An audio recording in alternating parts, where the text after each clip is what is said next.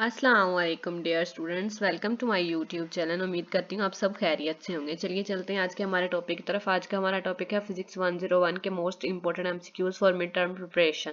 जैसे कि आप जानते हैं फिजिक्स की भी स्कीम अपडेटेड हुई है, तो इसके पेपर में भी सिर्फ एमसीक्यूज ही आएंगे। अब सब्जेक्टिव पास जो वो पार्ट है वो कैंसिल कर दिया गया है।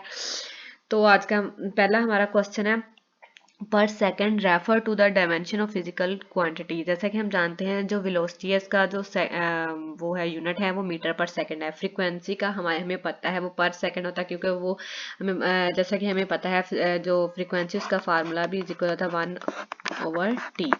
तो सिंपल सी बात है, ये पर सेकंड की इक्वल होता है। जो टाइम है वो तो सिंपल, ये गलत है ऑप्शन। तो जो इसका करेक्ट आंसर है वो है फ्रीक्वेंसी है। नेक्स्ट हमारा क्वेश्चन है which fundamental dimension are commonly used to express physical quantities। जो commonly use होती है physical quantity वो कौन सी, वो mass, length और time है। सेकंड ऑप्शन में फोर्स है, वो भी नहीं है। थर्ड में टेम्परेचर है एंड फोर्थ में एनर्जी है। ये नीचे वाले ऑप्शन नहीं है, इसलिए इसका फर्स्ट ऑप्शन है। थर्ड क्वेश्चन है net force net torque apply to a rigid body always tend to produce. जब हम नेट टॉर्क को अप्लाइड करते हैं रिजिड बॉडी पे तो वो क्या प्रोड्यूस करता है, वो एंगुलर एक्सेलरेशन प्रोड्यूस करता है। नेक्स्ट हमारा question the ultimate strength of a sample is the stress eight which the sample. ये कब वो उसकी स्ट्रेंथ करती है अल्टीमेट, तो जब वो ब्रेक स्टार्ट द ब्रेक, मतलब जब वो टूटना स्टार्ट हो जाती है तब। तो इसका correct answer option number A है। नेक्स्ट क्वेश्चन है how are positive angles conventionally measured in a Cartesian plane. इसका करेक्ट जो आंसर है वो है clock counter clockwise from the positive X axis. Next question है let M denote the mass of earth and R denote its radius and G divided by G. तो इसका जो correct है वो एम डिवाइडेड बाय आर का square है। तो next हमारा जो क्वेश्चन है वो है if a rigid body is in static equilibrium which condition should be satisfied. जब हमारी रिजिड बॉडी स्टैटिक इक्विलिब्रियम में होती है तो इसका net vanishing the net torque and net force दोनों खत्म हो जाते हैं, दोनों इक्वल टू जीरो हो जाते हैं। नेक्स्ट क्वेश्चन है, ये थोड़ा सा ब्लर है। Next question if the sum of the total external force acting on a system of a particle is zero what can be conclude about the total momentum. जब हमारे जो टोटल एक्सटर्नल फोर्स है वो zero है तो हमारा total जो momentum है वो कांस्टेंट कहलाएगा। नेक्स्ट क्वेश्चन है satellite mass 200 kilogram is orbit around the earth और एन एम्पलीट्यूड ऑफ 500 किलोमीटर। जो इसका करेक्ट आंसर है वो 2.4 मिलीग्राम है। नेक्स्ट हमारा क्वेश्चन है what is the angle of projection of projectile. मतलब ऐसा कौन सा एंगल है जिसपे मैक्सिमम हाइट होगी और हॉरिजॉन्टल रेंज आर इक्वल होगी। तो हमें पता है वो है 75.96। हम इसको देखें, हमारे पास जो ऑप्शन है, हमारे पास जो ऑप्शन गिवन है वो 90, 30, 36 एंड 76 है। तो अब हम इसको 76 काउंट कर ही सकते हैं। तो इसका जो करेक्ट आंसर होगा वो होगा option number D. And next है dash is the basic reason to change the motion of an object for to a Newton second law of motion. हमने न्यूटन का सेकेंड लॉ पढ़ा है, वो है F is equal to M A. जब तक force apply नहीं करेंगे तब तक बॉडी अपनी मोशन चेंज नहीं करेगी। फोर्स नेसेसरी होती है to change the motion of the object. तो इसका जो सही आंसर है वो होगा नेट फोर्स। नेक्स्ट क्वेश्चन है if a rigid body is in translational equilibrium what can be said about the net force acting on it, it must be zero. जब equilibrium का हमें पता है इसमें दो जो कंडीशन है वो सेटिस्फाई होती हैं। एक फोर्स जीरो की इक्वल होती है, मतलब all external force is equal to zero and the applied torque is always equal to zero. तो इसका जो करेक्ट आंसर है वो इट मस्ट बी जीरो है। नेक्स्ट क्वेश्चन है a non-uniform bar is suspended at rest in a horizontal position by two light cords. What is the key factor in determining the equilibrium of the bar? तो इसका देखा मैंने अभी आपको बताया था इक्विलिब्रियम में क्या होता है, net torque about any point is equal to zero. Next question है the centre of gravity coincides with the centre of mass. तो इसका है नेवर, वो कभी भी कोइंसाइड्स नहीं करते। नेक्स्ट क्वेश्चन है a force of 100 Newton act upon a body for 5 seconds and change in momentum। जैसा कि हमें पता है change in momentum is equal होता है F क्रॉस T। तो हमारे पास फोर्स गिवन है 100, फोर्स 100 है और टाइम हमारे पास उन्होंने दिया है 5 सेकेंड। तो ये हो जाएगा, तो ये हमारे पास हो जाएगा इज इक्वल टू 500 इसका फोर्स का न्यूटन और टाइम का सेकंड, न्यूटन सेकंड। तो इसका जो करेक्ट आंसर है वो option number D. Next question है let F1 be the magnitude of the gravitational force exerted on the sun by earth। वो कह रहे हैं जो F1 है वो फोर्स है जो सन से अर्थ पे अप्लाई की जा रही है और F2 है वो अर्थ से सन पे अप्लाई की जा रही है। तो इसका जो करेक्ट आंसर है वो होगा option number A, F1 is equal to F2। Next है which statement is not true for acceleration. Acceleration के लिए 2 स्टेटमेंट नॉट ट्रू होती हैं जब कांस्टेंट स्पीड हो या फिर कांस्टेंट वेलोसिटी। तो इसका जो ऑप्शन नंबर डी है वो करेक्ट आंसर है। नेक्स्ट क्वेश्चन है a rope is hanging vertically from a ceiling 10 kilogram mass is attached and lower of the rope of the tension. तो टेंशन हमने फाइंड करनी है, हमें पता है F इज इक्वल होता है mg। जी की एम की वैल्यू उन्होंने दी हुई है 10 किलोग्राम और जी का हमें पता है वो होता है 9.8 समथिंग। तो अगर हम इसको इस फार्मूले में अप्लाई करें तो हो जाएगा 10 मल्टीप्लाई बाय 9.8 इक्वल 98 न्यूटन। हमें पता है फोर्स जो है इक्वल टू टेंशन होती है, तो इसका जो करेक्ट आंसर होगा 98 न्यूटन होगा। नेक्स्ट क्वेश्चन है we will apply the condition of equilibrium to situation in which all forces are coplanar.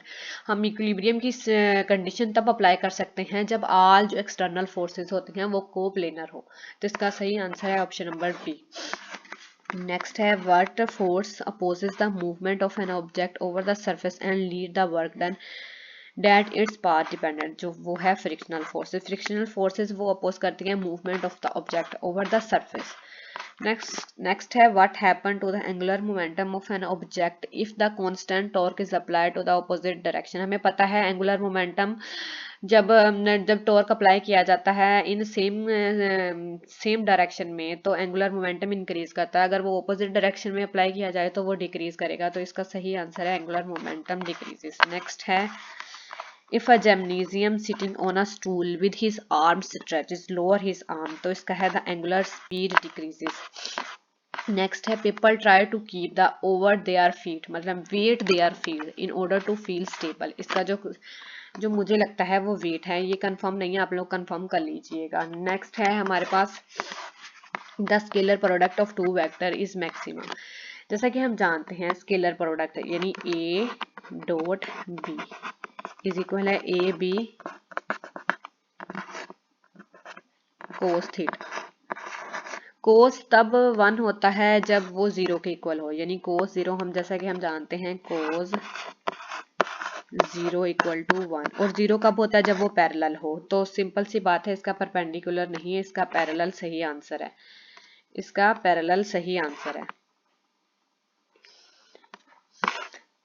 Next है how does the period T change if the both linear speed and radius of the circular path. In circular path हम जानते हैं T इन दोनों के direct relation रखता है, तो जब ये डबल होंगे तब टी टाइम पीरियड भी इंक्रीज करेगा। तो इसका सही आंसर होगा इंक्रीजेस। नेक्स्ट है what is the purpose of scientific notation. हमें पता है साइंटिफिक नोटेशन यूज होते हैं टू रिप्रेजेंट वेरी लार्ज और वेरी स्मॉल नंबर।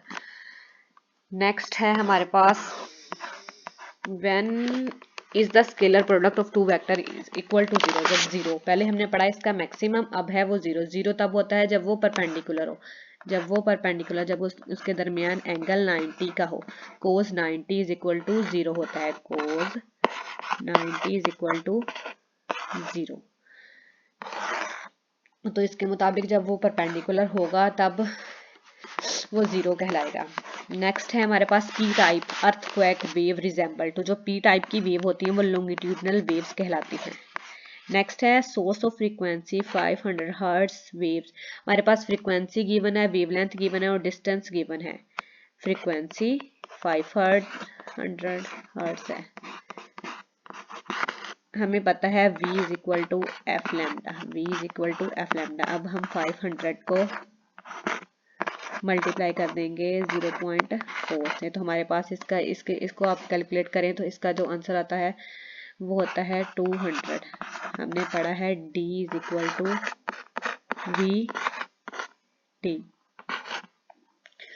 तो अब इस पे अगर हम अप्लाई करें हमारे पास d गिवन है, d हमारे पास दिया हुआ उन्होंने 600 और v हमारे पास है 20। तो ये इधर आके डिवाइड हो जाएगा। तो हमारे पास t इज इक्वल आ जाएगा 3 सेकेंड। तो इसका सही आंसर है ऑप्शन नंबर बी। नेक्स्ट जो हमारे पास क्वेश्चन है उनका कैलकुलेट द सम, इनको सम करना है द सिग्निफिकेंट। अब हम इसे सम करते हैं 7.82 पॉइंट के नीचे पॉइंट रखते हैं यानी 3.49।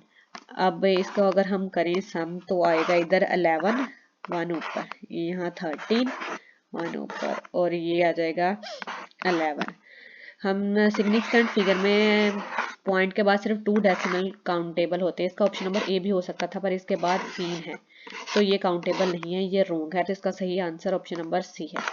नेक्स्ट हमारा है we can how can the speed, हम स्पीड का फार्मूला हमें पता है v is equal to under root b over rho, इसका सही फार्मूला है स्पीड ऑफ साउंड का। नेक्स्ट जो हमारे पास है वो है in which direction two particle in a medium, ये थोड़ा वो है ब्लर सा समझ ही नहीं आ रही। नेक्स्ट है what is the dimension of angular momentum, angular momentum की कोई डायमेंशन नहीं होती तो ये इज इक्वल टू एल, ये कैंसिल आउट हो जाती है, नो डायमेंशन। तो इसका हम लिख सकते हैं एम बी 0 एल बी 0 और टी बी 0, ये इसका करेक्ट आंसर है। नेक्स्ट हमारा क्वेश्चन है what is the angle of projection, ये रिपीटेड है, पहले भी मैं आपको बता चुकी हूँ। हमारे पास एंगल होता है 75.96, तो हम इसको मैक्सिमम इक्वल कर सकते हैं 76 के, हमारे पास गिवन क्योंकि 76 है तो इसका सही आंसर 76 है। नेक्स्ट क्वेश्चन है torque about any 2 point has the same value when the body, उनका जब टॉर्क की 2 पॉइंट्स सेम वैल्यूज रखते हो तब वो किस में होती है, वो होती है ट्रांसलेशनल इक्विलिब्रियम में। नेक्स्ट क्वेश्चन है, ये थोड़ा ब्लर सा है। Next a dash is a basic reason, मतलब ये basic reason to change in motion of any object according to the Newton second law. तो हमें पता है न्यूटन जो सेकंड लॉ था वो इज इक्वल था F is equal to M A, उसके लिए फोर्स मोस्ट इम्पोर्टेंट थी। नेट फोर्स जब तक अप्लाई नहीं होगी तब तक बॉडी मूव नहीं करेगी, तो इसका जो करेक्ट आंसर है वो है नेट फोर्स। नेक्स्ट क्वेश्चन है the physical quantity which oscillates in most waves, waves को ओसिलेट्स करने के लिए एम्पलीट्यूड की जरूरत होती है, तो इसका करेक्ट आंसर एम्पलीट्यूड है। नेक्स्ट है as we move above the body above the surface of the earth, जब body above the surface of earth move करती है तो ये नेगेटिव पोटेंशियल एनर्जी शो करती है, अगर ये अर्थ सरफेस की तरफ मूव करे तो ये पॉजिटिव शो करती है।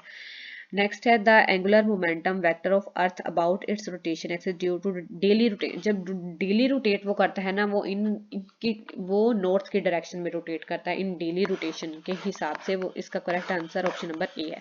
Which of the following statement is true, तो इसका सही answer weight is a force and mass is a measure of inertia है। नेक्स्ट है how are positive angle conventionally measure in Cartesian plane, तो ये पहले भी आ चुका है, रिपीटेड है, counter clockwise from the positive X axis. Next है the angular momentum L of a rigid body is given by, हमें पता है एल इज इक्वल होता है, ये इसका करेक्टेड फार्मूला है, तो ये इसमें गिवन है, ऑप्शन नंबर डी इसका करेक्ट आंसर है। नेक्स्ट है What is the primary motion of individual air molecule in response to a propagating sound wave? वो है back and forth oscillation, back and forth oscillation। Next हमारे पास जो question है वो in a Doppler effect equation for sound which remain constant while frequency changes, हमें पता है वो है v is equal to F lambda. वो कह रहे हैं जब ऐसी कौन सी स्टेटमेंट है जो रिमेन कांस्टेंट रहेगी जब फ्रीक्वेंसी चेंज करेगी, तो वो होगी हमारे पास लैम्डा यानी वेव लेंथ। इसका जो करेक्ट आंसर होगा वो होगा वेव लेंथ। नेक्स्ट क्वेश्चन है the oscillation in which amplitude remain same with time, ऐसी कौन सी ऑसिलेशन है जिसमें एम्पलीट्यूड सेम रहता है टाइम के साथ, वो है damping oscillation, damped oscillation. Next जो क्वेश्चन है वो है in the absence of friction, friction की एब्सेंस में what happen the total energy of the system, तो ये कंजर्व्ड हो जाती है जब देखें फ्रिक्शन सिस्टम पे अप्लाई हो तो उसको खत्म करने के लिए हमें एनर्जी यूज करनी पड़ती है, जब वही नहीं होगी तो हमारी एनर्जी कंजर्व्ड होगी। जो नेक्स्ट है according to the Pascal principle what happen when pressure is applied to an incompressible enclosed fluid, तो है it is transmitted equally in all direction, वो हर डायरेक्शन में इक्वली ट्रांसमिटेड होगा। जो नेक्स्ट क्वेश्चन है how does the speed of sound change in a medium when its density fall while maintaining a constant bulk modulus, तो इसका है इसका मुझे लगता है कि इट इंक्रीजेज है। बाकी आप लोग कंफर्म कर लीजिएगा कि तो इसका क्या है। नेक्स्ट है when a wave travel through a medium. Wave कब ट्रेवल करती है? जब particle are transfer from one place to another particle. Next है हमारे पास for an object in equilibrium when the net torque acting on it vanish only if each torque is calculated about. इसका है the same points, अगर वो calculate किया जाए same point पे तो वो हो तो वैनिश हो जाता है। तो यहाँ आज खत्म होती है हमारी आज की वीडियो। अगर आप हमारे चैनल पे न्यू हो तो चैनल को सब्सक्राइब कर दीजिएगा ताकि इसके रिलेटेड आपको सारी वीडियोस मिल सके। इंशाल्लाह आपसे इस वीडियो से आपके पेपर की 90% तैयारी हो जाएगी। अल्लाह हाफिज़।